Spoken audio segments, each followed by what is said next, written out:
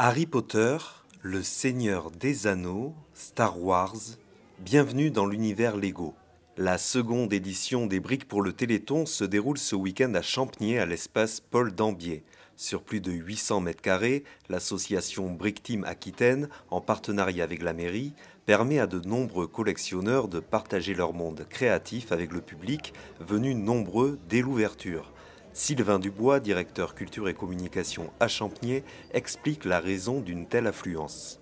Alors moi je pense que le succès, c'est vraiment, ça fait appel justement à son enfance. On a tous connu, c'est vraiment intergénérationnel. On le voit ici avec le public, on a vraiment un public senior, on a des jeunes, on a des moins jeunes, on a vraiment tout, qui viennent voir, prendre du plaisir à revoir ce qu'ils ont connu pendant leur enfance et peut-être aussi faire de la transmission. On voit vraiment ça aussi, on a de la transmission avec les jeunes.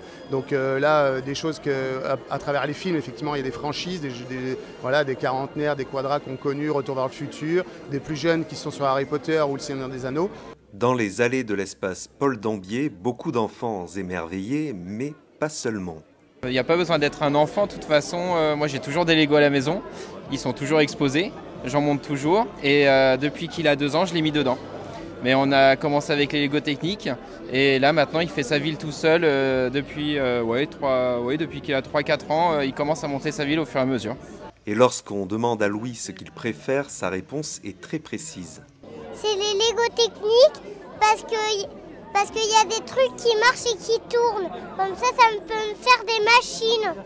Sa passion et son engouement, le jeune Louis les partage grâce au travail titanesque de nombreux collectionneurs et créateurs venus de Nouvelle-Aquitaine, dont Corentin Borde, venu de Bègles. Ma création, c'est une ville. En fait, j'essaye de faire une ville très réaliste.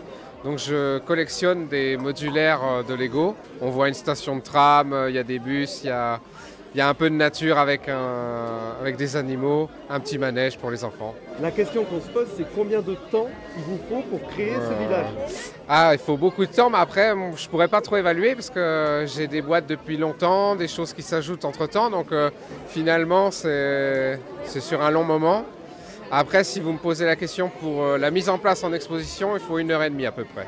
Pour ceux qui souhaitent en profiter, il n'est pas trop tard. Des briques pour le Téléthon ouvre ses portes ce dimanche de 10h à 17h. L'entrée est à 3 € pour les adultes, 2 € pour les mineurs. L'occasion de repartir avec des étoiles plein les yeux, mais également avec des cadeaux à déposer au pied du sapin.